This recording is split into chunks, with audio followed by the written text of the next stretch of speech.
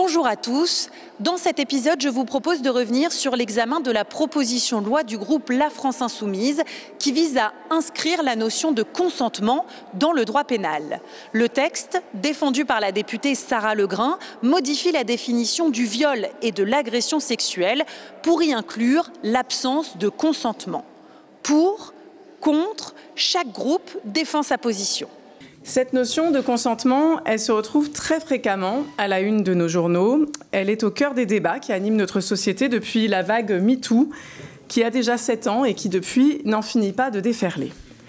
La levée du huis clos du procès des viols de Mazan, comme le procès d'Aix, rendu public par Gisèle Halimi en 1978, jette une lumière crue sur le caractère systémique des violences sexistes et sexuelles et sur ce qu'endurent leurs victimes, parfois jusque dans les tribunaux. Alors, sans préjuger évidemment en rien des conclusions de la justice qu'elle seule peut donner, sans m'attarder sur l'accumulation inédite d'éléments matériels dans cette affaire, je relève un étonnement de l'opinion publique mise face à la procédure judiciaire. Le consentement est partout, dans les questions des magistrats et des avocats, dans les paroles des mises en cause, mais on apprend qu'il n'est pas inscrit dans la loi. Le défaut de consentement ne suffit pas à caractériser le viol, mais alors qui peut s'en prévaloir du consentement, qui peut le définir, qui peut le présumer, et ne serait-ce pas mieux, plus clair, plus sûr de l'inscrire et de le définir? Dans un récent sondage, 81% des Français et Françaises tranchent la question en se disant favorables à l'inscription dans la loi de la notion de consentement. Ma proposition de loi a été déposée bien avant ce procès, à un moment où ces mêmes questions agitaient nos instances européennes. Elle date en effet du mois de février dernier, c'est-à-dire du moment où l'Union européenne renonçait à fixer une définition commune du viol dans la directive pour lutter contre la violence envers les femmes, et dont l'objectif était d'harmoniser le droit sur le sujet entre les 27 États membres. Alors pourquoi l'Europe a-t-elle renoncé à cette définition? Eh bien parce que la France, main dans la main avec la Hongrie, a fait un blocage sur ce point au motif qu'il n'y figurait la notion de consentement. Malgré les nombreuses voix qui se sont fait entendre pour avancer sur ce sujet, malgré la position commune d'un grand nombre d'ONG européennes, mais aussi d'associations françaises, malgré une tribune des députés européens membres de la majorité présidentielle venant s'ajouter à la tribune des députés rapporteurs de la directive, rien n'y a fait. Les négociations ont été bloquées sur ce point, et ce alors même que la France avait ratifié la Convention d'Istanbul où figure la notion de consentement. L'ancien garde des Sceaux ayant expliqué que le problème venait de notre propre définition législative de ce crime, il m'a semblé fondamental que le législateur s'autorise à se saisir de ce sujet. Nous disposions déjà au Sénat d'une proposition de loi de la sénatrice Mélanie Vogel, mais aucun texte n'était déposé à l'Assemblée nationale. Une mission sur le sujet commençait tout juste. C'est donc au départ pour cette raison que j'avais alors déposé ce texte. Entre-temps, il y a eu, vous le savez, une dissolution, un changement de gouvernement, et le nouveau garde des Sceaux, Didier Migaud, s'est prononcé, lui, pour l'inscription du consentement dans la définition pénale du viol. Depuis le début de l'année, le débat n'a fait qu'enfler dans notre société. Il m'a semblé important de le faire entrer ici, dans l'enceinte de l'Assemblée, et c'est le choix qu'a fait le groupe de la France Insoumise en le mettant à l'ordre du jour de sa niche parlementaire. Alors, je voudrais vous dire que ma démarche aujourd'hui n'a absolument pas vocation à faire disparaître les travaux transpartisans en cours depuis décembre dernier dans la délégation aux droits des femmes, dont je fais partie, des travaux menés par mes collègues Véronique Rioton et Marie-Charlotte Garin, travaux que j'ai pu suivre du moins dans leur partie publique. Au contraire, je vois dans cette mise à l'ordre du jour une première étape pour commencer les discussions parlementaires sur ce sujet et je l'espère pour avancer sur le chemin de l'inscription du consentement dans la loi en posant une première fois la question à notre Assemblée nationale. Les travaux transpartisans durent depuis presque 1 an et le texte annoncé n'existe pas encore. Il est évidemment légitime de chercher la meilleure écriture possible, c'est ce que nous cherchons toujours à faire comme législateurs. Mais si je ne mets aucunement en doute votre volonté, chers collègues, d'aboutir sur une proposition de loi, évidemment, je mets en doute la capacité de ce gouvernement à durer suffisamment longtemps pour en voir le dépôt. Et qui sait qui nous aurons comme garde des Sceaux en 2025? Quelle garantie avons-nous de mise à l'ordre du jour de ce sujet et du contenu exact du texte qui nous serait proposé? Alors face à cette incertitude, il me semble de la responsabilité du Parlement de se saisir de l'opportunité ouverte par le positionnement du ministre pour ouvrir le débat sur le sujet. Et je tiens d'ailleurs à le dire avant nos débats, Il ne s'agit qu'une première proposition de rédaction. J'ai bien conscience qu'on peut collectivement aboutir à une version mieux disante. Et grâce aux 17 auditions que j'ai menées, aux 49 personnes entendues en un peu moins de 10 jours, grâce notamment à l'administratrice que je remercie, je peux aujourd'hui vous proposer une meilleure rédaction. J'y reviendrai plus tard. Alors, je n'ai pas, donc, vous l'aurez compris, d'orgueil d'auteur. Je suis évidemment ouverte à toute proposition de rédaction qui permettrait de remplir l'objectif poursuivi, et y compris, bien sûr, de la part de nos deux rapporteurs, Véronique Riotton et Marie-Charlotte Garin, de cette mission dont je viens de parler et dont l'expertise peut être précieuse pour améliorer ce texte. Vous le savez, la navette parlementaire est un long chemin. Rien ne dit que c'est ce texte qui finirait par aboutir, mais je pense que nous devons nous priver d'aucune occasion, si nous le pouvons, d'envoyer un message clair à la société sur la direction dans laquelle nous voulons aller. Alors, le premier objectif, assez évident, est de clarifier notre définition pénale des agressions sexuelles et du viol en sortant le consentement de l'implicite. Puisque le consentement est omniprésent, sans être inscrit, je crois qu'il faut l'expliciter et le définir. Cette inscription n'aurait rien d'inédit, et là je veux peut-être rassurer certains, la notion de consentement existe déjà dans le code pénal. En effet, plusieurs infractions sont déjà caractérisées par l'absence de consentement. C'est le cas par exemple des atteintes à la vie privée, mais je pourrais vous en citer d'autres. Si l'on peut utiliser cette notion pour ces infractions-là, il n'y a pas de raison que notre code pénal ne puisse pas l'employer aussi pour les infractions d'agression sexuelle et de viol. Cette inscription, elle n'aurait non plus rien de surprenant. Le consentement est une réalité omniprésente dans les pratiques de traitement de ces affaires de violences sexistes et sexuelles, tout comme dans les termes de la jurisprudence. Je prendrai deux exemples d'audition, je ne peux pas toutes vous les citer.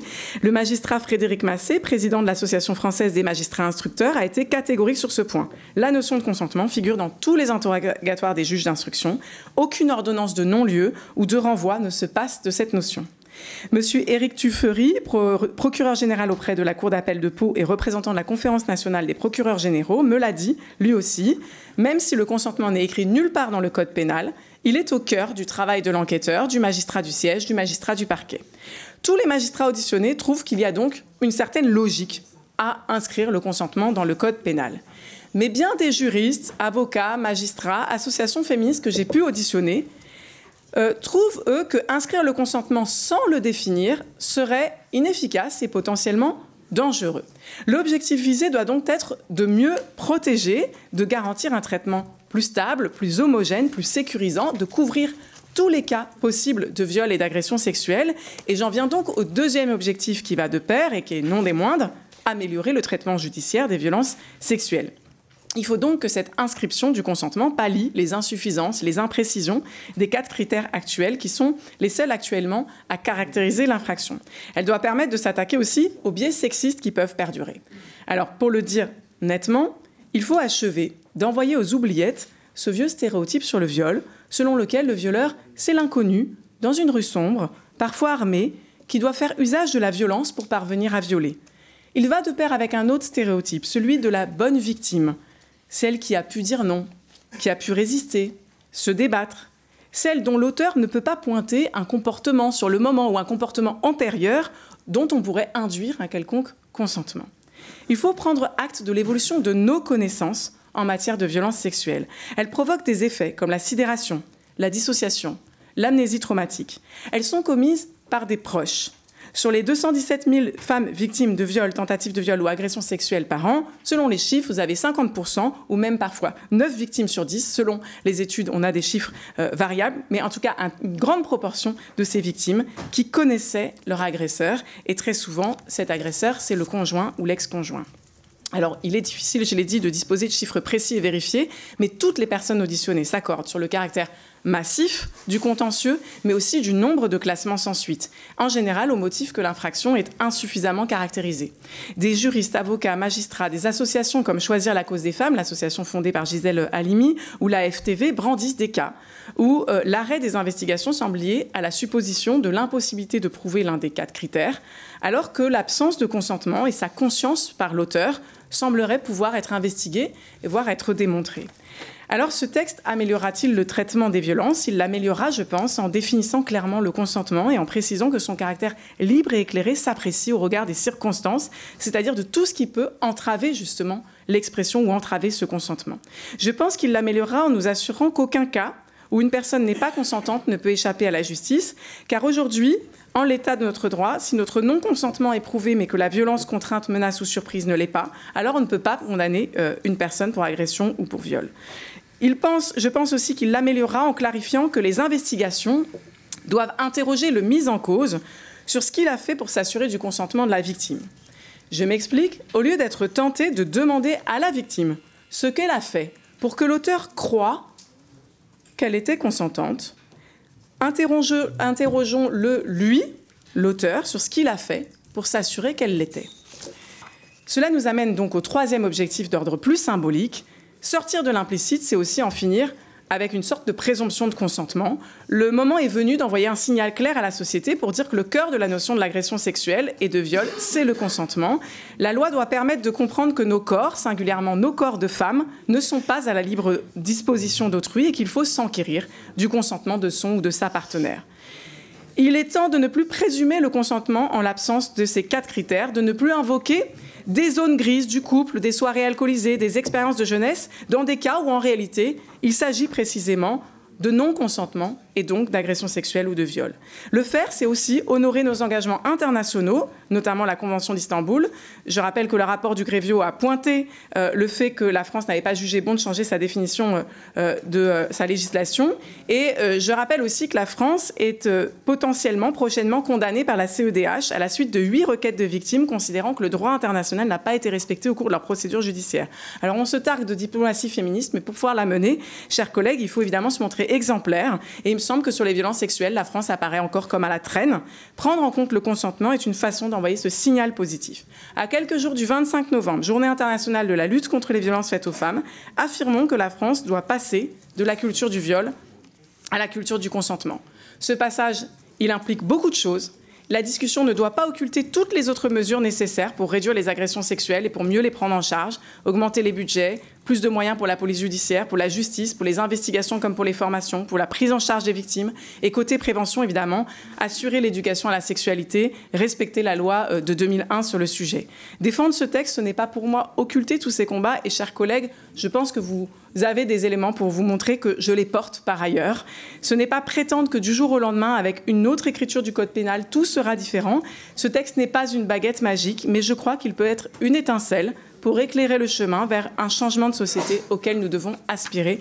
Je vous remercie. Merci Madame la rapporteure. Nous allons maintenant passer aux orateurs des groupes. Pour le groupe Rassemblement national, Madame Sophie Blanc. Pas de problème. Je vous remercie Madame la Présidente, Madame la rapporteure, mes chers collègues.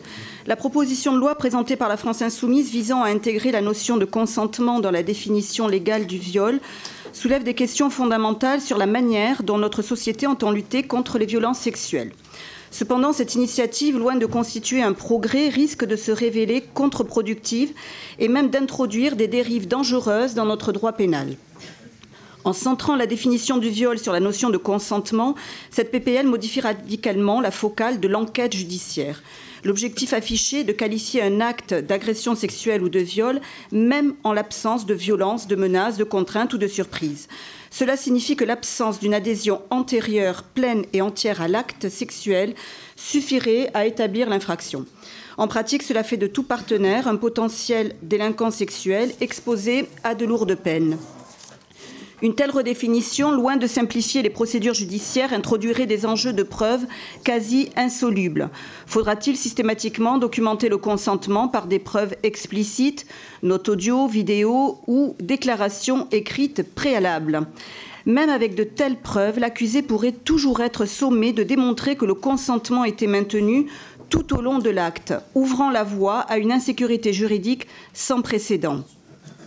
Cette réforme déplace dangereusement l'attention du comportement criminel de l'agresseur vers la victime. Chaque geste, mot ou silence de cette dernière serait analysé pour déterminer si elle a réellement consenti, instaurant un climat de suspicion. Porter plainte ouvrirait pour beaucoup un parcours d'obstacles psychologiques et juridiques insurmontables. La France dispose déjà d'un cadre législatif parmi les plus sévères d'Europe en matière de répression des violences sexuelles. Les crimes de viol sont punis de 15 ans de réclusion criminelle, peine susceptible d'être alourdie jusqu'à la perpétuité par le jeu de nombreuses circonstances aggravantes. Ce cadre est centré sur les actes de l'agresseur et non sur ceux de la victime. La Cour de cassation a d'ailleurs récemment rappelé que le consentement ne peut être déduit d'un état de sidération ou d'une incapacité à réagir. Le viol est un acte de prédation, pas un malentendu. La justice pénale doit rester centrée sur la responsabilité de l'agresseur. La proposition de loi de la France insoumise paraît davantage relever de l'idéologie, ainsi que les auditions l'ont d'ailleurs confirmé, que de la recherche de solutions efficaces pour protéger les victimes. Le Rassemblement national, qui poursuit quant à lui cet objectif, propose la réécriture de ce texte. Les 2 amendements déposés visant à clarifier la définition de l'agression sexuelle et du viol en intégrant la jurisprudence qui admet que ces infractions sont constituées lorsque l'acte sexuel est commis sur une personne hors d'état de donner son consentement. Cette précision est essentielle pour couvrir notamment les situations où la victime se trouve inconsciente sous l'effet de l'alcool, de la drogue, des médicaments ou encore en état de sidération. En conclusion, nous devons rester fermes sur un principe fondamental. Le seul responsable du viol, c'est le violeur. Rejetons cette proposition de loi en l'état, juridiquement et opérationnellement bancale, qui à coup sûr engorgerait les tribunaux sans pour autant assurer une meilleure protection des personnes victimes d'agressions sexuelles ou de viol. Je vous remercie. La définition pénale du viol, notre délégation aux droits des femmes en est chargée depuis le mois de décembre 2023. C'est avec honneur que je conduis cette mission avec Marie-Charlotte Garin. Nous avons œuvré avec beaucoup d'humilité sur ce sujet délicat. Et Madame la rapporteure, je voudrais noter le nombre de « je » que vous avez indiqué dans vos propos et le ton qui, pour le coup, n'a pas du tout d'humilité dans la façon dont vous vous exprimez. Bravo. Donc nous avons œuvré avec beaucoup d'humilité. Que nous sommes-nous posés comme question au départ? Faut-il ou non intégrer la notion du consentement dans la définition pénale du viol? Et notre mission requiert l'ensemble des éléments qui constituent la définition pénale du viol et ne s'arrête pas sur la notion du consentement. Deuxième constat partagé, le droit, et c'est ce que nous nous attachons à regarder dans notre mission, ce droit échoue à remplir ces 3 fonctions, répressive, protectrice et expressive. Et de plus, nous devons nous mettre en conformité, vous l'avez dit, conformité en tout cas avec nos engagements internationaux, notamment je pense à la Convention d'Istanbul. Tout ceci nous amène effectivement à penser que nous devons modifier le droit pénal. Pour autant, l'écriture même fait débat et nous nous attachons dans nos travaux à écouter les besoins de chacun, les magistrats, les avocats, les associations de victimes. Pour nous, évidemment, il s'agit de ne pas fragiliser les 4 éléments coercitifs, ne pas inverser la charge de la preuve, ne pas fragiliser les victimes et respecter la présomption d'innocence. Nous avons actuellement des collectifs d'experts, des associations féministes qui travaillent le sujet. Les consultations ne sont pas terminées. Donc cette proposition de loi est reçue par l'ensemble des acteurs comme un mépris de ce travail. Elle met en péril ce travail collectif pour des fins individuelles et communicationnelles. Donc nous avons tous entendu beaucoup de jeux dans vos propos liminaires, je le disais, ce qui est évidemment à l'inverse de l'efficacité de notre travail, qui se veut un travail et un chemin transpartisan avec responsabilité et rigueur, comme l'impose ce sujet. Donc à ce stade, le groupe EPR ne pourra pas voter ce texte en l'état. Consentement et non-consentement ont toujours été au cœur du débat public, politique et juridique sur les violences sexuelles. Lors des débats parlementaires de la loi de 1980, la députée Florence Darcourt, qui était elle-même à l'initiative d'une proposition sur le sujet, estimait que l'essentiel dans le crime de viol réside moins dans la réalité de l'acte sexuel que dans le viol du consentement de la victime. En février 2020, l'association Nous Toutes a mené une enquête sur le consentement dans les rapports sexuels auprès de plus de 100 000 personnes, dont 96 600 femmes. 9 femmes sur 10 ont déclaré avoir fait l'expérience d'une pression pour avoir un rapport sexuel. Pour une femme sur 6, l'entrée dans la sexualité s'est faite par un rapport non consenti ni désiré. 64% avaient déjà demandé à arrêter un rapport sexuel en cours, mais pour 38 d'entre elles, le rapport s'est poursuivi malgré cela. 2 femmes sur 3 ont déclaré avoir fait l'expérience d'actes sexuels non consentis, avec ou sans pénétration. Les réponses à l'enquête Nous Toutes ont également montré que les femmes qui commencent leur vie sexuelle par un rapport non désiré et consenti sont bien plus souvent confrontées à des violences sexuelles par la suite. Récurrent dans le débat public, le consentement est également central en matière juridique. L'incrimination de viol fait ainsi du défaut de consentement le pivot de l'infraction. Cette problématique est omniprésente tout au long de la procédure de l'enquête au procès en passant par l'instruction. Pourtant, la notion elle-même est absente de la définition pénale. L'article 222-23 du Code pénal dispose que tout acte de pénétration sexuelle ou tout acte bucco-génital commis sur la personne d'autrui ou sur la personne de l'auteur par l'usage, par l'auteur, de la violence, de la contrainte, de la menace ou de la surprise est un viol. Donc, faute de rapporter la preuve de la violence, menace, contrainte ou surprise, le viol n'est pas constitué. Or, comme le montrent les avis des classements sans suite et la jurisprudence de la Cour de cassation, ces 4 éléments ne couvrent pas toute la palette du non-consentement sexuel. Faute de définition légale du non-consentement, la Cour s'interdit d'harmoniser la jurisprudence des juridictions, d'où une disparité également du niveau de la justice rendue, incompatible avec nos principes républicains.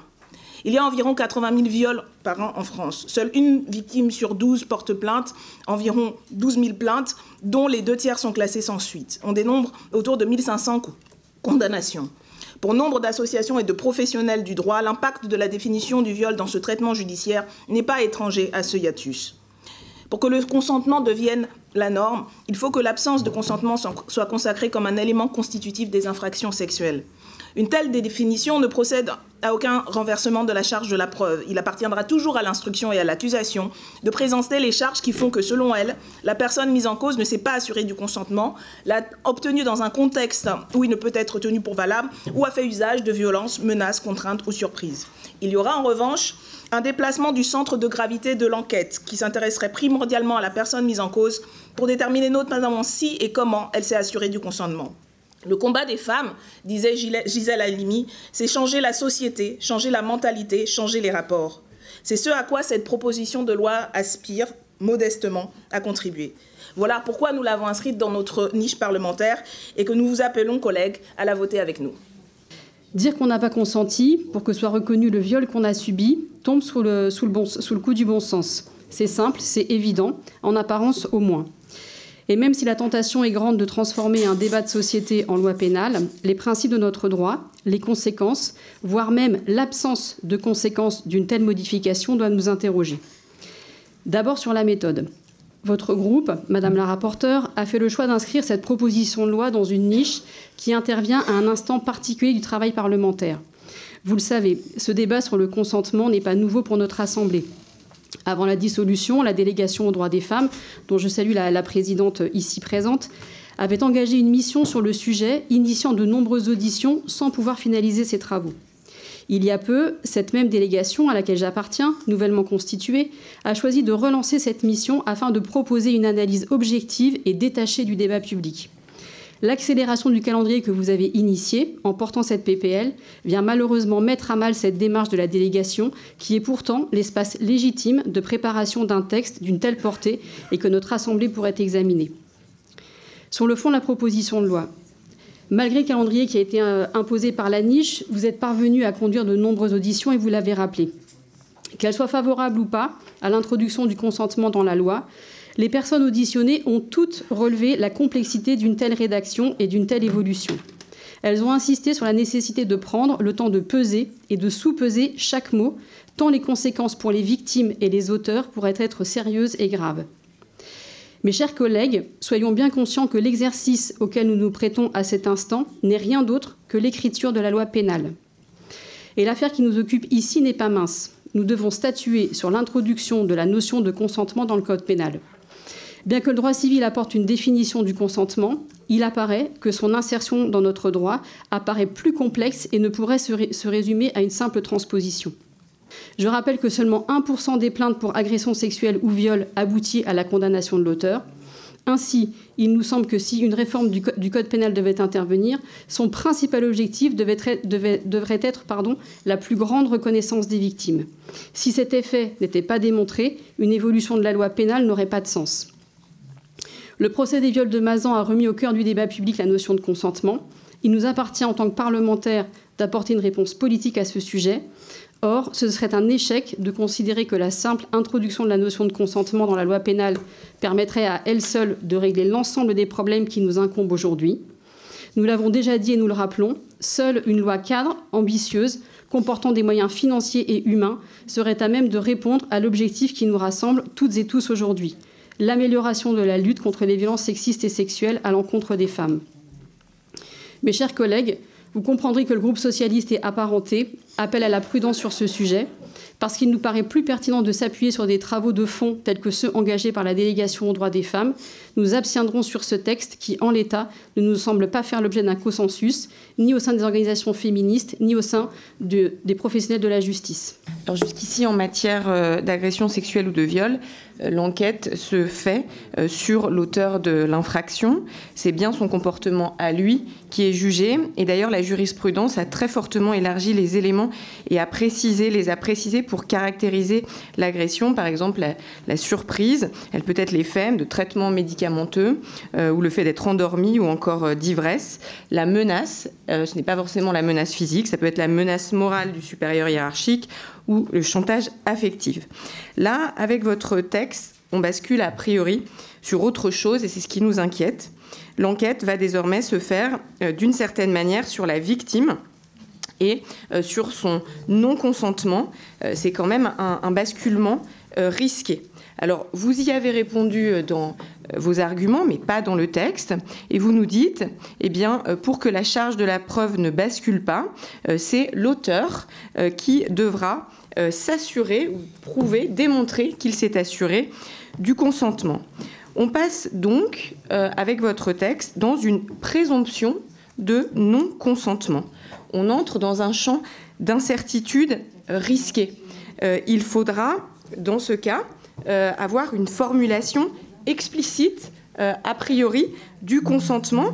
Évidemment, il ne pourra pas être choral, puisque ça ne fonctionnera pas. Cela pose la question in fine des modalités de la formulation du consentement. Donc votre texte nous emmène très loin en matière de risque et d'incertitude, et je crois qu'il peut faire peser un risque davantage que la jurisprudence actuelle. Partout dans notre pays, peu importe l'âge, le lieu, la classe sociale, les femmes sont violées.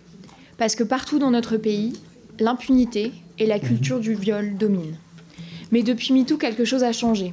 La force des voix rassemblées qui ont hurlé « moi aussi j'ai été harcelée, moi aussi j'ai été agressée, moi aussi j'ai été violée » est venue bouleverser notre société. Et pourtant, dans notre droit, rien, ou si peu, a changé. À l'heure où nous enseignons à la génération qui vient que céder n'est pas consentir, que leur corps leur appartient, qu'elles peuvent dire non, qu'elles ne doivent pas subir, réaffirmer dans la loi que la frontière entre le viol et un acte sexuel est le consentement vient bouleverser le patriarcat et reprendre l'arme de la main des agresseurs, qui dans tous les tribunaux de ce pays ont détourné la notion de consentement. Il est alors évidemment nécessaire de le définir clairement pour reprendre le meilleur de la jurisprudence actuelle et aller couvrir des cas qui échappent aujourd'hui à la définition. Et nous le disons avec humilité, introduire dans la définition pénale du viol la notion de consentement n'est qu'une pierre pour faire tomber le mur de l'impunité dans notre société. Dans notre Assemblée, et c'est heureux, il nous reste une dernière citadelle du travail transpartisan. C'est la délégation aux droits des femmes. Au sein de celle-ci, nous avons commencé à mener avec Véronique Rioton, fin 2023, la présidente de la délégation, une mission d'information sur la notion de consentement et la définition du viol dans le code pénal. Un travail de plusieurs mois, avec plus d'une centaine de personnes auditionnées, magistrats, avocats, forces de l'ordre, associations, victimes. Une concertation approfondie qui nous a convaincus de la nécessité de changer la loi, mais surtout, de le faire avec prudence. Le texte qui nous est présenté aujourd'hui, bien qu'il ait le mérite de poser un débat fondamental, n'est pas suffisamment abouti pour que nous puissions l'adopter. Nous saluons l'intention de cette proposition de loi, mais le groupe écologiste ne peut soutenir ce texte en l'état. Nous appelons à poursuivre le travail engagé par la délégation aux droits des femmes et à inscrire dans notre droit une réforme ambitieuse, concertée, qui tienne compte des réalités vécues par les victimes, tout en respectant nos principes fondamentaux. Alors que le procès de Mazan se poursuit, nous partageons tous le constat de cette proposition de loi. Alors que moins de 1% des plaintes pour violences sexuelles aboutissent à une condamnation, il est impératif de repenser notre approche. Les chiffres sont là. Malgré une augmentation des plaintes, le taux de condamnation reste désespérément bas. Ensuite, en ce qui concerne l'ajout du consentement dans la définition pénale des infractions sexuelles et du viol, le groupe démocrate considère qu'une telle modification du droit pénal doit s'opérer avec prudence, en raison du principe d'interprétation stricte de la loi pénale qui figure à l'article 111-4 du Code pénal.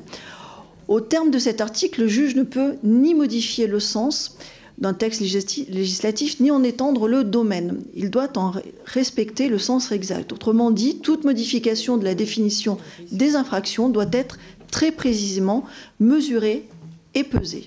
En matière pénale, il n'y a pas de décret d'application, comme vous le savez. La loi doit être suffisamment précise au risque de générer des effets contre-productifs, voire totalement néfastes. La situation actuelle en Espagne l'illustre parfaitement. La loi sur les violences sexuelles, qui a placé la notion de consentement explicite au cœur de la définition des délits sexuels, a eu des effets pervers, conduisant à l'abaissement des peines pour certains condamnés et à la libération de plusieurs d'entre eux. Si nous partageons au groupe démocrate le constat, celui de la nécessité de modifier le cadre pénal pour améliorer la définition des agressions sexuelles et du viol, nous considérons que la méthode n'est pas adaptée. C'est précisément parce que ce sujet est particulièrement important pour toutes les victimes, femmes ou hommes, que cette réforme doit s'inscrire dans une démarche réfléchie, partagée, concertée, à l'image du travail transpartisan réalisé au sein de la délégation aux droits des femmes.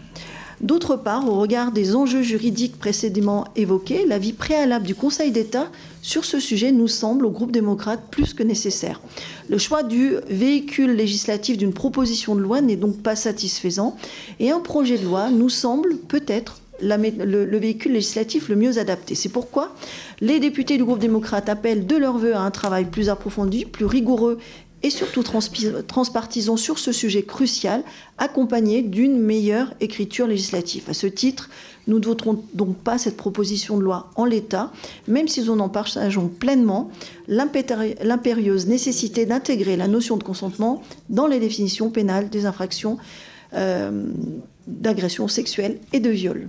Je tiens à commencer en saluant votre démarche et le travail que vous avez mené au cours de vos auditions et saluer également le travail que mène la délégation des femmes pour avoir initié une mission sur le même sujet. Il est grand temps que notre Assemblée se saisisse du dossier de consentement et de la définition pénale du viol.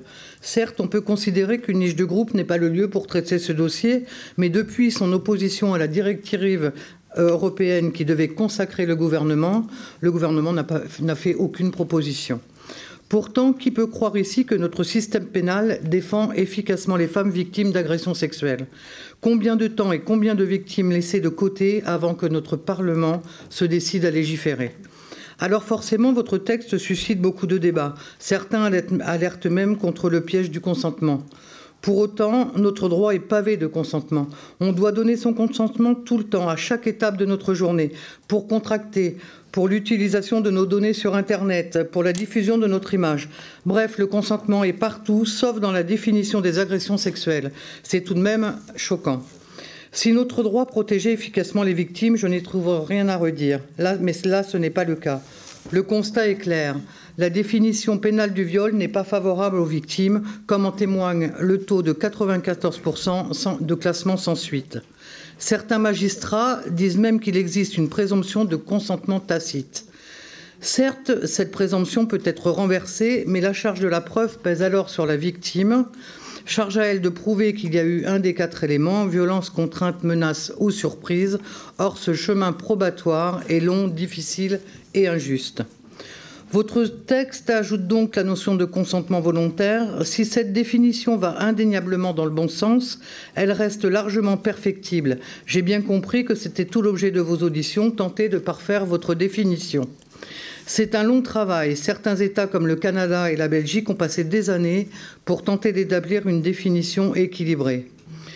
À mon sens, il y a un impératif. Il faut parler de consentement libre et éclairé pour qu'il n'y ait plus de doute. Une loi cadre transpartisane doit être mise en œuvre. Cette évolution permettrait de faire en sorte que notre droit soit vecteur de justice pour les femmes. D'abord, je veux dire que je partage votre constat et vos intentions et que le désaccord se fait sur le chemin entre les deux. Et je dois tout de suite dire à tous ceux qui sont, on pourrait dire, les professionnels du backlash, les réactionnaires, ceux qui théorisent l'inégalité naturelle entre les hommes et les femmes, que ce désaccord-là ne nous déviera pas de notre combat commun pour mettre fin aux violences envers les femmes. Mais sur le chemin, je le redis, il y a un réel désaccord, et d'ailleurs il est à l'image d'un débat qui aujourd'hui anime les féministes, et je crois que nous ne sommes pas au bout.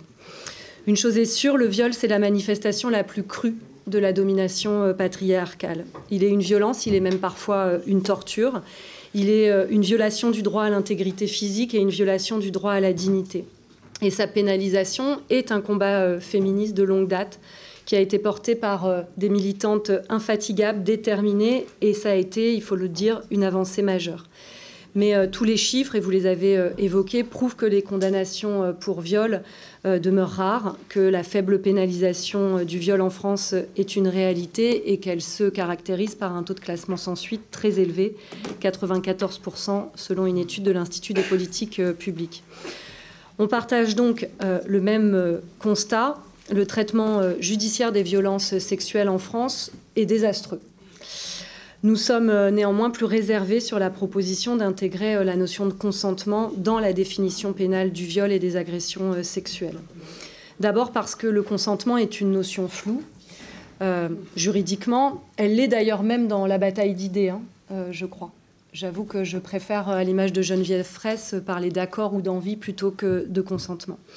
Son inscription dans notre droit peut présenter, je crois, un danger pour les droits des victimes de viol. Dans la proposition de loi, le terme consentement n'est défini aucune fois. Les adjectifs qui le qualifient se révèlent à notre sens insuffisants. Le consentement, c'est avant tout une notion de droit civil qui suppose une relation d'égalité entre les particuliers. Le viol est une violence fondée sur une relation de domination, elle. Par ailleurs, dans le Code pénal, la définition des infractions est fondée sur le comportement de l'auteur et non pas sur celui de la victime. La notion de consentement place au cœur du sujet la notion d'accord, de volonté de la victime de subir ce qui est alors défini comme un rapport sexuel non consenti et non comme une violence. D'ailleurs, on le voit dans la caractérisation actuelle du viol, la menace, la surprise, la violence, la contrainte. Tout ça, ce sont des termes qui collent avec l'idée du viol et de la domination, alors que le consentement, ça ne va pas avec la définition de ce qu'est le viol. Cela va concentrer, à notre sens, l'enquête et la procédure judiciaire sur les comportements de la victime, ce qui est d'ailleurs bien trop souvent le cas aujourd'hui, ce qui me fait dire que nous avons effectivement besoin d'une loi intégrale pour pouvoir lutter plus efficacement contre la culture du viol, plutôt qu'avoir à changer le texte qui caractérise aujourd'hui, qui condamne le viol. Cela va, je crois, aussi renforcer la stratégie des agresseurs qui déjà aujourd'hui affirment qu'ils se sont assurés d'un consentement. Et on peut voir que ce terme, d'ailleurs, aujourd'hui, est presque déjà approprié par les agresseurs sexuels eux-mêmes. Pour la philosophe Manon Garcia, je cite, « Si l'on définit légalement le viol par le non-consentement, on considère que c'est le comportement de la victime qui fait le viol et non celui du violeur ». Le second argument qui émet des réserves quant à cette mesure est l'existence d'une riche jurisprudence sur le sujet, et je vais devoir aller vite. Je crois que cette jurisprudence, elle doit encore pouvoir évoluer, mais ça nécessite effectivement de pouvoir lutter efficacement contre la culture du viol, et je ne crois pas qu'en la circonscrivant dans un texte, cette jurisprudence, on permette justement une évolution des juges sur le sujet. Vous l'aurez compris, et j'aurai à cœur de mieux développer encore lors de la séance mes arguments, mais pour le moment, nous voterons contre ce texte. L'introduction de la notion de consentement donné volontairement aurait en réalité pour effet de renverser la charge de la preuve, plaçant sur le présumé innocent la responsabilité de prouver l'absence de viol ou d'agression sexuelle. Cette disposition instaure en réalité une présomption de culpabilité, contraire à nos principes fondamentaux, notamment à la présomption d'innocence. Par ailleurs, le concept même de consentement donné volontairement manque de précision juridique. Faudra-t-il le formaliser et dans quelles conditions ? En réalité, une telle évolution risquerait de produire l'effet inverse de celui recherché. La défense attaquerait systématiquement le comportement de la victime, chaque geste ou parole devenant sujet à interprétation. Plutôt que de protéger, Cette proposition pourrait fragiliser celles et ceux que nous voulons défendre. De plus, cette loi fait l'impasse sur les vraies problématiques révélées, notamment par les peines prononcées. Un peu moins de 1% des plaintes aboutissent à une condamnation pénale et moins de 30 mois de prison en moyenne pour un crime passible de 15 ans de réclusion criminelle. Ces chiffres illustrent en réalité le laxisme judiciaire que vous refusez d'affronter. Face à ce constat et pour les raisons évoquées, notre groupe UDR votera contre cette proposition de loi. Nous soutiendrons toutefois les amendements constructifs, notamment ceux portés par le Rassemblement national, visant à élargir l'influence des évolutions jurisprudentielles en matière de viol et d'agression sexuelle. Nous devons renforcer notre système sans pour autant sacrifier nos principes ni nos valeurs. Je vous remercie. Merci. Chers collègues, je suis l'oratrice du groupe Horizon, donc je vais me permettre de prendre la parole en dernier. Madame la rapporteure, chers collègues, nous sommes réunis ce matin pour traiter un sujet éminemment difficile et pourtant majeur pour la société, le traitement judiciaire des affaires de viol et des autres agressions sexuelles. En France, le nombre de victimes de viol, tentatives de viol et ou agressions sexuelles en 2023 est estimé à environ 230 000. Le nombre de victimes sexuelles physiques déclarées au service de sécurité en 2023 est bien inférieur, à savoir 61 000. Le nombre de déclarations au service de sécurité augmente toutefois chaque année de manière significative, de 13% par an en moyenne de 2016 à 2021. Tant la libération de la parole que la mobilisation accrue des pouvoirs publics permettent de faire émerger la parole des victimes, qui se sentent davantage soutenues par la société dans son ensemble. Des lois structurantes ont permis d'ailleurs d'améliorer le traitement judiciaire des viols et autres agressions sexuelles, à l'instar de la loi du 3 août 2018 qui a intégré la définition du viol, l'acte de pénétration sexuelle imposé à la victime par et sur l'auteur. Le chemin qui reste à faire est néanmoins très long. Les associations, les magistrats, les avocats et les législateurs doivent en effet se concerter pour poursuivre le débat engagé autour d'un sujet resté trop longtemps dans l'ombre. Ce débat devra être large, en englobant la société dans son ensemble. Il devra nous conduire à nous demander comment renforcer la sensibilisation de chacun à la notion de consentement et comment continuer à accompagner les victimes pour que leurs paroles soient davantage entendues. Ce débat devra aussi être celui du cadre juridique dans lequel la justice doit traiter des violations ultimes de l'intimité des victimes. Dans ce contexte, il est sain qu'un débat juridique émerge autour de la définition pénale du viol et des autres agressions sexuelles. En effet, tant les négociations européennes sur la directive de mai 2024 sur la lutte contre la violence à l'égard des femmes que les procès de Mazan ont ouvert une fenêtre d'opportunité pour réinterroger le choix fait par le législateur dans les années 1990 d'orienter la définition pénale du viol et des agressions sexuelles autour d'éléments matériels. Le groupe Horizon et Indépendant tient toutefois à souligner que de telles évolutions, au regard des nombreuses et graves conséquences qu'elles pourraient avoir, nécessitent de prendre le temps de peser chaque mot à inscrire dans notre code pénal. Les questions que de telles modifications soulèvent sont en effet majeures, tant au regard des enjeux de sécurité juridique pour les mises en cause et les victimes que d'un éventuel renversement de la charge de la preuve. Notre groupe examinera donc avec attention les conclusions de la mission d'information sur la définition pénale du viol menée et réinscrite depuis la dissolution par Véronique Rioton et Marc-Charlotte Garin, qui devrait être rendue d'ici la fin de l'année. La représentation nationale sera également davantage éclairée par la proposition de loi annexée au rapport. Son éventuelle inscription à l'ordre du jour de l'Assemblée nationale devra nous permettre de bénéficier d'un temps approprié pour débattre de sujets sensibles et complexes. En tout état de cause, et vous l'aurez compris, le groupe Horizon et Indépendant ne votera pas pour la proposition de loi visant à intégrer la notion de consentement dans la définition pénale des infractions d'agression sexuelle et de viol présentées par LFI dans le cadre de sa niche parlementaire. Ce positionnement nous apparaît plus que justifié au regard du manque de temps imparti dans le cadre d'une journée d'initiative parlementaire et ainsi qu'au regard de la rédaction actuelle, dont les auditions de la rapporteure ont démontré qu'elle était insuffisamment précise et dès lors dangereuse, tant à l'endroit du mis en cause que de la victime.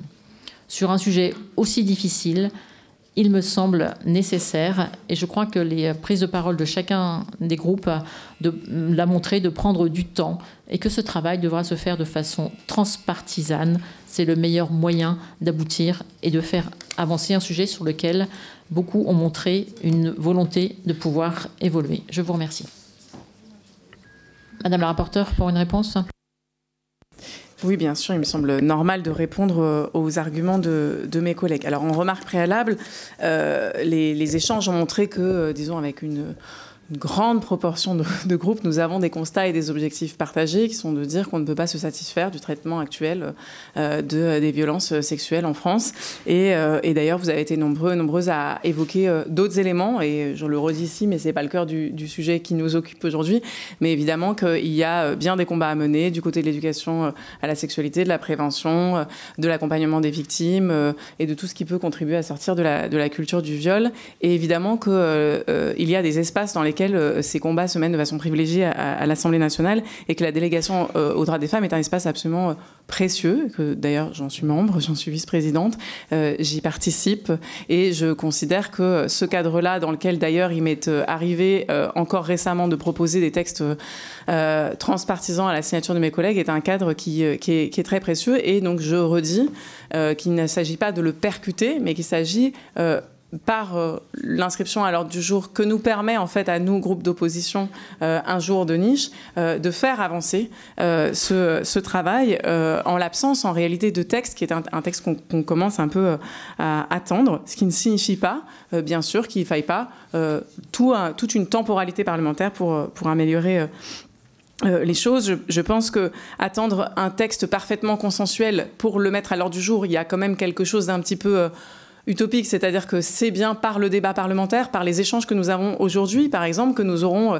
jeudi prochain en hémicycle, que les choses avancent. Que ce soit c'est le travail des auditions, mais c'est aussi le travail de la discussion parlementaire de faire évoluer les textes. Et s'il avait fallu, pour un certain nombre de grands textes, attendre d'avoir tous trouvé la formule, je pense notamment à l'inscription de l'IVG dans la Constitution, qui, je crois, fait le bonheur d'un certain nombre de nos groupes, eh bien, on sait que c'est passé par plusieurs textes, plusieurs versions, et par tout un processus. Je pense que nous avons aujourd'hui l'occasion d'adopter un principe, et d'adopter un principe qui va dans une certaine direction, et notamment dans la direction de ne pas mettre le mot de consentement sans le définir et le sécuriser, et ce qui me semblerait un risque.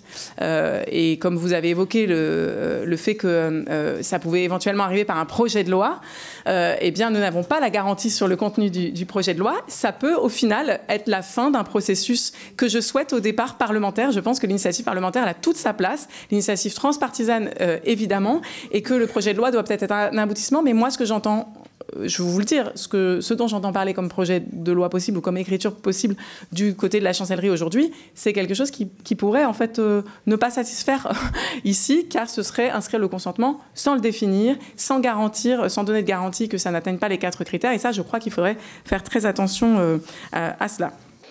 Après la discussion générale, les députés de la commission des lois examinent les 2 articles du texte. La rédaction de mon amendement s'organise autour de 3 alinéas, parce que beaucoup de magistrats m'ont dit que ce serait la façon de juristes, ce serait la façon la plus claire de faire les choses. Un premier alinéa qui ressemble beaucoup à la rédaction actuelle et qui définit l'agression sexuelle et le viol, qui le caractérise en fonction du défaut de consentement de la personne victime. J'ai choisi de modifier le « sans consentement donné volontairement », parce que le terme volontairement qui est issu de la Convention d'Istanbul, dans notre droit, pouvait donner en fait finalement à comprendre qu'il pourrait y avoir des consentements involontaires, et ça nous emmenait sur des choses que je voulais éviter. Donc j'ai gardé sans consentement de la victime. Le deuxième alinéa apporte des éléments de précision sur ce que c'est le consentement. Il est introduit, puis il est défini. Il doit être libre. Libre, ça veut dire qu'il est donné sans contrainte, sans violence, sans menace ou tout autre moyen de forcer quelqu'un à accepter quelque chose. Au fond, c'est une explicitation du principe en fait auquel se réfèrent les 4 critères actuels. Il doit être éclairé. C'est-à-dire qu'il doit être donné en toute connaissance de cause, sans dissimulation. Là, ça peut renvoyer aux critères de surprise. Et d'autres droits mentionnent la ruse, le stratagème, notamment le droit belge, vous avez la ruse. Donc, il doit être éclairé. Ça permet de couvrir cela. Il est spécifique. Peut-être que cette expression est moins connue. Il est spécifique parce qu'on donne son accord pour un acte. Donner son accord pour un acte sexuel un jour ne vaut pas pour tous les autres actes un autre jour, mais même au cours de l'acte sexuel, il est spécifique. C'est bien le contraire en fait du contrat. C'est bien l'idée que ce consentement, eh bien, il doit se continuer tout le long de l'acte sexuel, et que si en réalité il n'y a plus consentement, il faut s'arrêter. Pour apprécier si le consentement est bien libre, éclairé et spécifique, le juge doit évaluer comment il a été donné, dans quelles circonstances. Alors beaucoup d'auditionnés m'ont dit que c'est ce qui est fait, c'est les circonstances. C'est aussi ce qui est mis en avant par les associations, par la Convention d'Istanbul, parce que c'est tout le travail du juge qui permet de montrer que dans des circonstances, eh bien, il peut y avoir l'exploitation de relations inégalitaires, de rapports de domination, et c'est important du coup de le vérifier. Enfin, le deuxième alinéa comporte 2 précisions tout aussi essentielles. Le consentement peut être retiré à tout moment, hein, ça va avec spécifique. Et d'autre part, il ne peut être déduit de l'absence de résistance de la victime. Céder n'est pas consentir, ça permet d'inclure cette idée. Ça permet aussi de sanctuariser la jurisprudence. J'en profite pour répondre aux arguments qui avaient été donnés sur la question de la jurisprudence, parce que c'est sécurisant en fait de faire monter la jurisprudence dans le code. Et je vous signale que l'arrêt qui est souvent mentionné du 11 septembre dernier, qui mentionne l'état de sidération d'une victime, nous a été signalé comme un arrêt dont on ne sait pas pour l'instant s'il sera un arrêt de cas d'espèce ou un arrêt de principe. Je précise juste que cet arrêt de la Cour de cassation renvoie à une situation entre un oncle et sa nièce, un oncle qui réveille sa nièce par des attouchements et des actes sexuels, une nièce qui se trouve donc d'abord endormie, puis en état de sidération, et cet oncle envoie ensuite des messages pour dire qu'elle était comme une poupée de chiffon. Je précise juste ça, pour dire que l'arrêt de la Cour de cassation sur le sujet nous semble pouvoir correspondre à ce cas précis, mais pas forcément à tous les cas de sidération, d'où l'importance de le couvrir dans la loi. Le 3e alinéa reprend les 4 éléments qui définissent actuellement la caractérisation matérielle du viol et de l'agression sexuelle, violence, contrainte, menace ou surprise. C'est des éléments vraiment précieux pour démontrer le non-consentement. Ils sont connus, sont utilisés par les juges et il fallait absolument les sécuriser. Voilà, désolé pour la longueur, mais au moins c'est vraiment l'amendement principal parce que tout le reste sera, est de l'ordre de la correction. Voilà. Merci. Le sous-amendement, c'est le 19 de Madame Froger. Oui, cet amendement complète la réécriture de l'article 1er proposé par la rapporteure. Il s'agit d'intégrer des précisions sur le cas dans lesquels il ne peut y avoir de consentement en raison de l'abus par l'auteur de certains facteurs de vulnérabilité de la victime. Donc du coup, ces précisions inscrivent ainsi clairement dans notre droit pénal les évolutions jurisprudentielles dont la plus récente, vous venez d'en parler, Madame la rapporteure, a vu la reconnaissance par la Cour de cassation le 11 décembre dernier de l'état de sidération. Merci. L'amendement 13 de Madame Blanc, soumis à discussion commune. Oui, merci Madame la Présidente, Madame la rapporteure, mes chers collègues. Cet amendement de réécriture repose sur 3 principes fondamentaux, la clarté, la justice et la responsabilité. Notre droit pénal est robuste, mais il doit évoluer pour mieux protéger les victimes. Et il s'agit surtout de consacrer une solution déjà admise en jurisprudence. Donc, notre amendement s'inscrit clairement dans le code pénal que tout acte sexuel commis sur une personne incapable de donner son consentement constitue un viol ou une agression sexuelle. Et la réécriture qui est proposée par le groupe LFI ne modifie en rien le fond de votre proposition qui est toujours centrée sur une incrimination fondée sur la notion de consentement.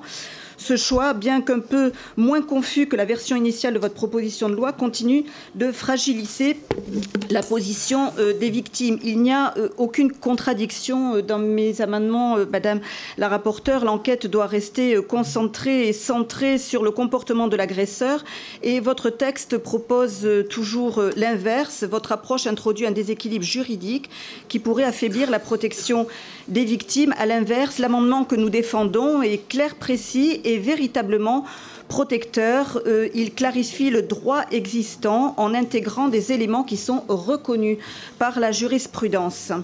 Et il offre une réponse cohérente et adaptée sans compromettre les fondements de notre droit. Merci. J'ai plusieurs demandes de prise de parole. Madame Lingemann. Oui, merci Madame la Présidente. Alors Madame la rapporteure, juste une petite précision par rapport à ce que vous avez dit. Yaël Braun-Pivet est favorable à la saisine du Conseil d'État pour une proposition de loi qui est transpartisane issue de la délégation aux droits des femmes. Donc je voulais apporter cette précision. Après, avant de revenir à l'amendement, vous affirmez vouloir sanctuariser la jurisprudence dans le droit. Mais il faut que cette jurisprudence soit constante et les circonstances de l'agression peuvent justement, elles, varier. Voilà, donc ça c'est aussi important. Alors pour revenir à votre amendement, je suis assez, comment dire, là où je me pose vraiment des questions, c'est sur la notion de spécifique, parce que en droit de la santé spécifique, il n'y a pas mention du caractère spécifique du consentement. Il doit être juste libre et éclairé. On l'a vu notamment dans la proposition de loi sur la fin de vie, il me semble. En droit de la protection des données, effectivement, il n'y a que là où cette notion de consentement spécifique existe. Et le consentement spécifique implique que les personnes doivent pouvoir consentir indépendamment du traitement qui est fait de leurs données. Donc c'est vraiment quand même quelque chose de très particulier. Et ajouter cette notion de consentement spécifique à la définition du consentement pose plus de questions qu'elle n'apporte de réponse à notre sens. Alors quelles seraient pour vous les implications d'une telle définition pour les magistrats et les enquêteurs? Merci. Merci Madame Capdevielle. Oui, merci Madame la Présidente, Madame la Rapporteure. Si je partage vraiment, et si nous partageons tous avec vous, l'absolue nécessité de protéger les victimes d'infractions sexuelles et surtout la nécessité de leur rendre justice, la rédaction de cet amendement démontre manifestement le côté bancal initial de votre proposition de loi. On ne bricole jamais le code pénal. De nombreux auteurs ont dit qu'il faut avoir la main tremblante. Et effectivement, je peux vraiment vous assurer que ce n'est pas le problème de la rédaction du texte initial qui pose difficulté, mais je dirais que votre amendement, il pose encore plus de difficultés que le texte initial. Je vous assure que les textes actuels couvrent la sidération, la dissociation, la contrainte implicite, les rapports de pouvoir, la dépendance économique. Hier, dans ma région, en Dordogne, un sexologue a été condamné. Il avait été condamné initialement à 6 ans de prison. Il vient d'être condamné à 12 ans de réclusion criminelle pour des viols sur des patientes endormies par hypnose. Plusieurs patientes, et le consentement était au cœur des débats. Il a tout simplement été condamné pour viol par surprise. Donc, si aujourd'hui les auteurs discutent toujours l'absence de contrainte par la victime, là, la cour d'assises a bien condamné. Donc les difficultés, et moi je veux insister là-dessus, madame, vous pourrez écrire le texte dans tous les sens que vous voulez y rajouter. Plus vous allez rajouter de termes, plus vous allez créer des difficultés et plus vous allez créer de la jurisprudence. Ça, c'est une chose qui est évidente parce que ça va se discuter et ça va se plaider. Moi, ce que je peux vous dire que les vraies difficultés, c'est d'abord le délai entre la date des faits et la dénonciation et la plainte. C'est ensuite vraiment le manque de formation professionnelle de celles et ceux qui reçoivent les plaintes, les questions qui sont posées, la manière de mener les enquêtes. Moi, je trouve que les enquêtes dans ce domaine-là, c'est toujours des enquêtes bon marché. On ne fait pas véritablement de recueil de téléphonie, on entend peu de témoins, pas d'examens médicaux, d'expertise. Donc on se donne que très rarement les moyens de mener une enquête. Je termine en disant, comme beaucoup l'ont dit ici, il y a beaucoup à faire. Et on parle plus, Madame la rapporteure, de Gisèle Pénicaud que des accusés. Donc la solution, ce n'est pas vraiment de changer le texte, mais de lutter contre la culture du viol. Et là, c'est un vrai travail partisan que nous devrons faire, Madame la rapporteure, pour réussir. Madame Obono. Oui, merci Madame la Présidente. Alors déjà pour rappeler aux collègues que cette réécriture est non seulement le produit des auditions, donc qui ont permis d'approfondir et d'affiner, de corriger un certain nombre d'éléments initiaux, mais c'est aussi le produit de l'ensemble des travaux qui ont été menés, notamment aussi à l'étranger, parce qu'on s'est appuyé, et j'ai pu m'en rendre compte en assistant à quasiment l'ensemble des auditions, on s'est appuyé beaucoup sur ces exemples qui vont de la Suède à l'Espagne, en passant par la Belgique, un pays qui a un certain nombre de similitudes par rapport à notre propre droit et qui est un des précurseurs sur le sujet. Et donc, en fait, ce n'est pas par rapport aux arguments de la supposée précipitation. Enfin, non, on s'appuie sur des années de travaux et on les intègre précisément. Et donc, je pense que c'est quelque chose dont il faut tenir compte. Par ailleurs, ce n'est pas non plus inédit dans notre propre histoire pénale sur ce sujet. Je rappelle que la loi de 1980 n'a pas été adoptée du jour au lendemain. Il y a eu plusieurs propositions de loi en 78, en 79, qui d'ailleurs sont intégrées, quand vous regardez et vous lisez le dossier législatif sur le texte du Sénat, qui sont intégrées dans le travail des rapporteurs sur la loi finale qui a été votée. Donc, sur ce sujet, précisément, différentes initiatives parlementaires ont permis d'aboutir à la loi de 1980. Et donc là aussi, nous nous situons dans l'histoire parlementaire de notre pays, en rappelant que la navette parlementaire permet également d'élargir encore plus le caractère transpartisan et d'affiner encore plus. Voilà pourquoi nous appuyons l'adoption de cet amendement qui répond, je crois, en plus à quasiment l'ensemble des critiques ou des arguments ou peut-être des inquiétudes qui étaient portées dans le débat. Merci, Madame Yadan. Oui, je vous remercie. Nous partageons tous cet objectif commun de faire en sorte que les victimes de viol puissent se voir reconnues dans leur statut de victime. C'est évident, mais nous faisons du droit et l'enfer est pavé de bonnes intentions. La rédaction surtout, alors mes collègues l'ont dit, donc si on le dit à plusieurs, c'est qu'il y a quelque chose peut-être qui pourrait être de l'ordre du vrai. La rédaction telle que vous le proposez, Madame la rapporteure, pose difficulté, surtout sur le terme spécifique. Cette rédaction par le terme spécifique, sauf erreur ou omission de ma part, pour l'avocat aussi que je suis, laisse entendre que la licéité d'un acte reposerait uniquement sur un consentement réitéré de la personne visée, ce qui constitue en soi un transfert total de notre droit pénal. Et au-delà de ça, ça pose deux problématiques aussi spécifiques, si je puis dire, en employant ce terme. La première, c'est d'abord parce que, alors on a beaucoup parlé de la contractualisation des rapports sexuels, mais surtout, il risque de faire peser, la rédaction risque de faire peser la preuve du consentement sur la victime, c'est-à-dire que la victime devra à un moment donné prouver que son consentement a été spécifique et a été spécifique de manière réitérée. Ça, c'est la première difficulté. La deuxième difficulté, c'est que on a des principes en droit. Notre état de droit pose des principes fondamentaux et parmi ces principes, il y a la présomption d'innocence. Et telle que la rédaction que vous proposez reviendrait à abolir cette présomption d'innocence puisque, par définition, toute relation sexuelle serait présumée un viol, sauf preuve d'un consentement positif. C'est la raison pour laquelle je m'interroge vraiment, non pas sur votre volonté de bien faire, mais sur la rédaction telle que vous la proposez. Merci, Monsieur Hazard. Oui, merci, Madame la Présidente. Bon, moi également, je partage bien évidemment l'objectif et j'attends avec beaucoup d'impatience la fin des travaux menés avec beaucoup de sérieux par nos collègues de la délégation du droit des femmes.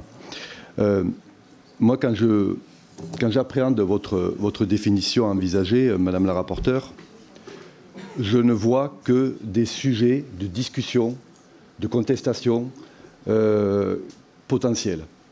La rétractation, comment vous allez gérer la rétractation et le débat qu'il peut y avoir sur la rétractation, le moment de la rétractation, la forme de la rétractation, pendant, après, quelques jours après, le repentir par rapport à la rétractation, la capacité à agir. Est-ce que la personne avait véritablement la capacité à donner son consentement? Comment il a été recueilli, ce consentement?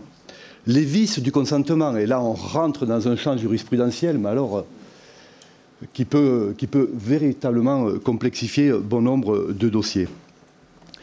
Ensuite, et un peu à l'instar de ce qui vient d'être dit par ma collègue, moi je pense que là, on bascule véritablement sur le sujet de la contractualisation des rapports et sur un système qui ne sera plus inquisitoire. C'est-à-dire que ce ne sera pas au ministère public et pas à la victime, comme je l'ai entendu tout à l'heure, au ministère public de rapporter la preuve que le viol a été commis mais ce sera à celui qui est pointé du doigt de démontrer qu'il n'a pas commis le viol. Parce que justement, il est en mesure de rapporter la preuve que le consentement a bien été recueilli.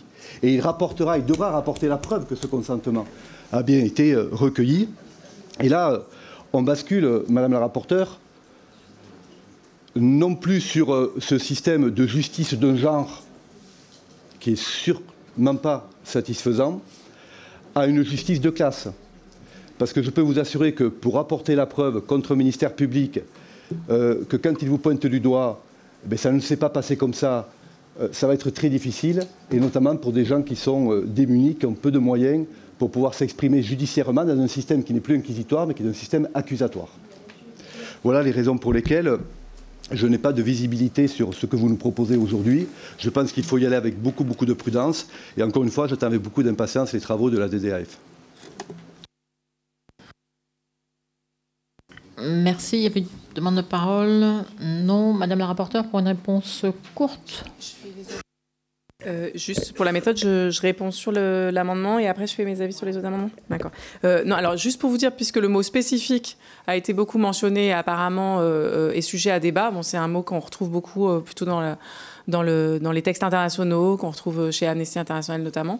Mais je n'ai absolument aucune objection et je soutiendrai tout sous-amendement qui viserait à retirer ce terme si on considère que ce terme, alors que libre et éclairé parle, si spécifique ne parle pas. Donc vraiment, collègues, n'hésitez pas à sous-amender.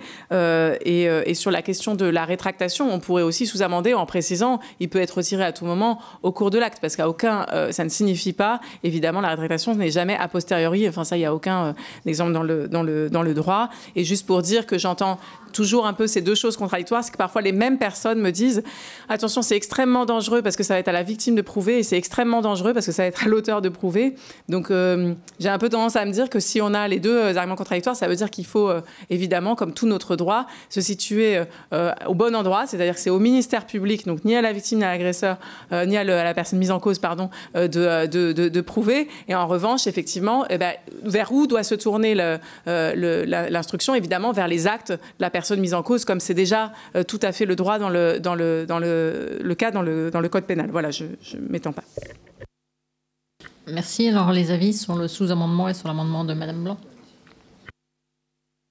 Que sur le vôtre, j'ai bien un avis. Pour le sous-amendement, nous allons dans la même direction. En réalité, bon, au vu de ce que les collègues ont dit, vous voyez, moi, je considère que circonstances environnantes permettait en fait d'être assez large, mais votre sous-amendement va, moi, je trouve, dans le bon sens, en finalement rentrant des choses qui sont de l'ordre de la jurisprudence. Mais je rappelle que même si la jurisprudence est constante, elle est moins sécurisante que le fait de le mettre dans le droit, notamment pour tous les cas de type sidération qui sont autre chose. Hein. La surprise, pour l'instant, marche bien pour les questions d'endormissement, enfin de personnes endormies, mais pas forcément sidérées. Donc, j'émets un avis favorable. Et pour l'amendement blanc. Oui, l'amendement blanc. Et pour l'amendement blanc, écoutez, en fait, votre rédaction, effectivement, restreint énormément pour finir par ne se concentrer que sur les cas où la personne est dans l'incapacité de donner son consentement. Donc, ce qui n'est pas, ce qui est extrêmement restreint. Moi, il me semblait montrer qu'on partageait quand même un constat sur le fait de devoir mettre le consentement dans la loi, mais donc votre exposé va en sens inverse. Donc, avis défavorable. Merci. Nous allons procéder au vote. Oui. D'abord, du sous-amendement de Madame Froger, qui a reçu un avis favorable de le rapporteur. Qui est pour? Qui est contre?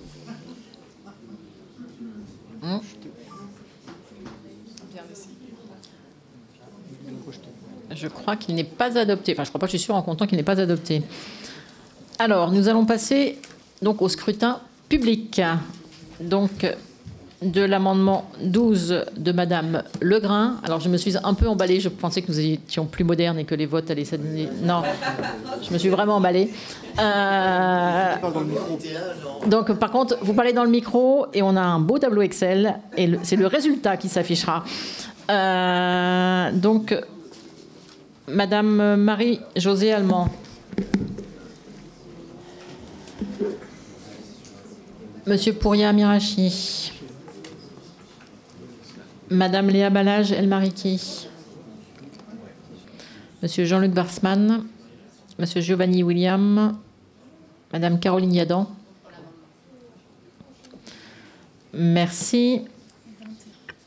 Alors, 38 votants, 31 suffrages exprimés, la majorité est à 16, 21 contre, 10 pour et 7 abstentions. L'amendement n'est pas adopté. L'amendement 3 de Madame Blanc qui a reçu un avis défavorable de la rapporteure. Qui est pour? Qui est contre? Il est rejeté. L'amendement 14, Madame Legrain. Oui, c'est la correction d'une erreur matérielle, c'est concernant les mineurs pour que la loi ne revienne pas sur ce qui est déjà décidé. Merci. Qui est pour? Qui est contre? Il est adopté. L'amendement 15, Madame Legrain. Oui, amendement rédactionnel, c'est toujours pour corriger une erreur, une imprécision. Qui est pour? Qui est contre?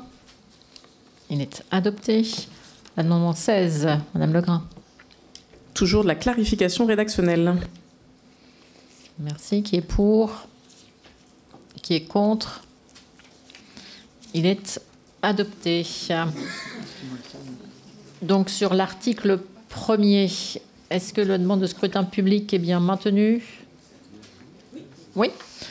Donc nous continuons et nous reprenons la liste. Donc Madame Allemand, Monsieur Pouria Mirachi, Madame Léa Balage-Elmariki, Monsieur Jean-Luc Warsmann, Monsieur Giovanni William, Madame Caroline Yadan. Donc le vote scrutin public sur l'article 1er, 35 votants, majorité absolue 18, 18 votes contre, 10 votes pour, 7 abstentions. Donc l'article 1er est rejeté. Donc nous passons à l'article 2, amendement soumis à discussion commune, le 13, Madame Legrain. Je ne reviens pas sur tout ce que j'ai exposé précédemment pour l'article 1. Merci. Le sous-amendement 18, Madame Froger. Pareil, même exposé que pour l'article 1er. Merci. Le 14, Madame Blanc. Oui, je ne reviens pas non plus, mais je voulais juste dire que cet article 2, une fois de plus, illustre un acharnement purement idéologique. La proposition de loi du groupe LFI souffre d'une rédaction si confuse qu'elle en devient presque incompréhensible. Et chacun sait ici que le droit ne peut se permettre une telle approximation. Merci. Madame la rapporteure, un avis sur le sous-amendement et l'amendement 14 ? Donc favorable au sous-amendement et défavorable à l'amendement blanc. Merci. Madame Yadan ? Oui, en fait, cet amendement reprend simplement ce qu'on appelle en droit les vices du consentement. Donc c'est déjà parfaitement prévu dans le droit, puisque parmi les vices du consentement, eh bien, il y a une incapacité de donner son consentement. Merci, Madame Obono. Oui, je me permets de réintervenir par rapport, puisqu'en fait le débat parlementaire est lancé, et ce sera au moins l'intérêt de cette discussion. Mais si on veut qu'il avance, peut-être ne pas s'encombrer d'arguments peu substantiés, parce que la collègue Capdevielle disait le droit actuel couvre déjà tout, mais en vérité, la Cour de casse dit le contraire. Toute la jurisprudence dit le contraire, parce qu'il faut arriver jusqu'en Cour de cassation. Parce que la Cour de cassation, justement, infirme un certain nombre de décisions. Et c'est l'existence même de cette jurisprudence qui montre que la définition actuelle ne couvre pas tout.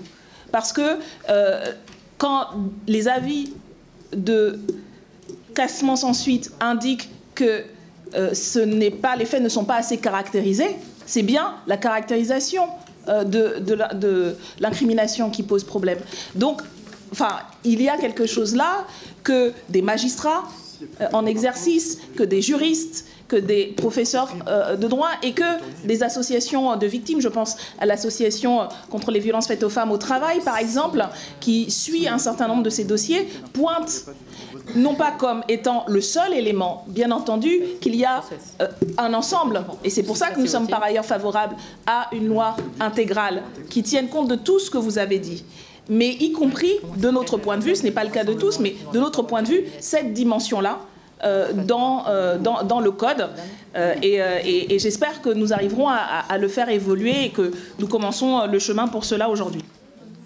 Merci Madame Goulot. Oui, moi je voudrais venir au soutien de ma collègue Madame Blanc qui justement couvre des situations qui jusqu'à maintenant ne sont pas couvertes.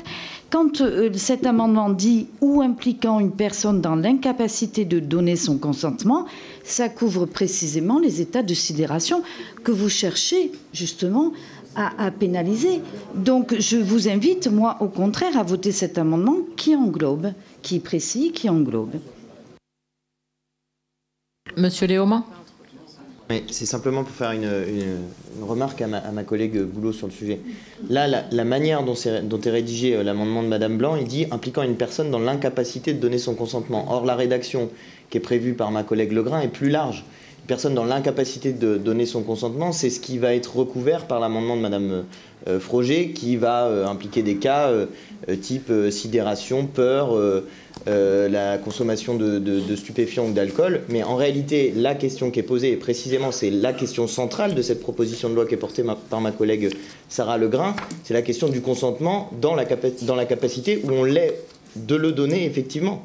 Et donc là, c'est justement ça, le sujet qui est posé, qui n'est pas couvert par l'amendement de Madame Blanc, mais qui est couvert par la rédaction telle que proposée par ma collègue Sarah Legrain, raison pour laquelle moi je vous invite à voter les deux premiers, le sous-amendement de Madame Froger et l'amendement de Madame Legrain pour couvrir l'ensemble des aspects de cette question. Merci. Madame Bonivard.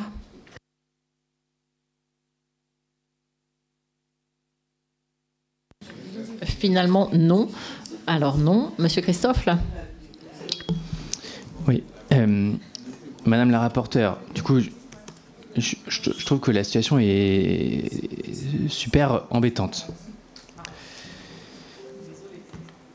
On cherche tous à faire évoluer la situation et à ce que le droit permette de mieux prendre en compte la situation de ces victimes. Vous avez proposé un texte. Très bien. Vous avez déposé des amendements hier sur votre propre texte, hier soir, pour modifier substantiellement ce texte, en nous disant que ce sont, dans le cadre des auditions, des modifications qui sont essentielles, qui sont demandées et qui sont clés. Donc, très bien, j'entends. Ce matin, on vous interroge sur l'usage d'un mot dans cette modification, qui est le mot spécifique. Et là, vous nous répondez « Ah ben non, mais finalement, je sais pas, c'est pas sûr. Si vous voulez, je suis prête à prendre un amendement, un sous-amendement pour enlever le mot spécifique. » Vous avez dit ça, on est d'accord. Alors, donc, si vous voulez, moi, je suis pas magistrat, je suis pas avocat, mais je suis très mal à l'aise de modifier un texte aussi important avec des conséquences aussi clés sans savoir ce qu'on fait. C'est-à-dire que je veux que vous nous disiez que vous êtes sûr, que tout le monde est sûr, que spécifique, c'est le bon mot, ou que c'est pas le bon mot. Et dans ce cas, on le met pas. Mais pas, ah ben, si vous voulez, si finalement on pense tous qu'il faut l'enlever, on l'enlève. Ben non. C'est super embêtant cette situation. Donc voilà, je vous demande de me répondre là-dessus. Merci. Madame la rapporteure. Évidemment, je ne peux pas ne pas vous répondre. Vous mentionnez les amendements déposés hier soir. Alors précisément, le délai de dépôt de mes amendements, c'était pas pour prendre tout le monde en surprise, parce que d'ailleurs, je les ai envoyés bien en amont. En revanche, je voulais pouvoir consulter avant, comme je l'ai dit, les rapporteurs de la mission transpartisane, afin qu'elles puissent éventuellement me donner leur avis dessus. Donc c'était pas pour prendre par surprise tout le monde. Donc votre groupe d'ailleurs était du coup au courant de l'amendement, puisque je l'ai proposé à Madame Rioton. Ce que vous décrivez, c'est le processus parlementaire. Ça vous embête peut-être, mais c'est le processus parlementaire. C'est-à-dire qu'évidemment, que dans le processus parlementaire, on vérifie des accords et qu'il y a des moments où on arrive à des points de désaccord ou à des points de doute. Voilà. Donc, vous me posez la question, est-ce que spécifique est indispensable dans la définition ? Je pense que ce qui est indispensable, c'est d'inscrire le consentement, effectivement, dans la caractérisation pénale du viol et de le définir. Je pense que libre et éclairé fait partie des termes qui sont importants, qui existent dans le droit, etc. Vous me faites remarquer que spécifique existe à certains endroits, mais soulève un doute. On a une temporalité, hein, c'est-à-dire qu'on est en commission, on a la séance la semaine prochaine, on a le temps de se convaincre d'ici là et de discuter. Moi, je suis tout à fait ouverte à cela. Et comme je le dis, un texte adopté à l'Assemblée nationale, ne nous faisons pas l'affront entre nous de faire semblant de penser qu'un texte adopté à l'Assemblée nationale s'applique. On sait qu'il y a une navette parlementaire, qu'il y a le Sénat, il peut y avoir d'autres textes après. Et moi, j'entends qu'il y a un travail sur un texte transpartisan. Et alors vraiment, qui sera peut-être mieux disant, etc. Et je le soutiendrai des deux mains quand il arrivera. Et en attendant, on peut déjà acter des points d'accord importants. Voilà. Donc voilà pourquoi. C'est pas par légèreté que je dis spécifique, on peut l'enlever, c'est que je comprends que spécifique est un mot qui est moins clair pour les gens, et il y a cette question de la clarté, que libre et éclairé. Moi, je pense qu'il peut se justifier, en droit, qu'il existe en droit, mais je comprends qu'il soit plus sujet à caution que libre et éclairé, et voilà pourquoi j'essaie d'être constructive. Vous pouvez pas à la fois me dire que je fais pas de travail transpartisan, et quand j'écoute des remarques qui me sont faites et que je dis, bon, si ce terme-là, il doit être précisé ou qu'il n'est pas le bon, ne nous arc-boutons pas dessus, et là, je serai légère. Vous voyez, vous pouvez pas m'accuser de tout à la fois. Merci. Nous allons passer au vote sur ces amendements. Tout d'abord, l'amendement 18, le sous-amendement 18 de Mme Froger qui a reçu un avis favorable de la rapporteure. Qui est pour ? Qui est contre ? Il est rejeté. L'amendement 13 de Mme Legrain, qui est pour ? Qui est contre ?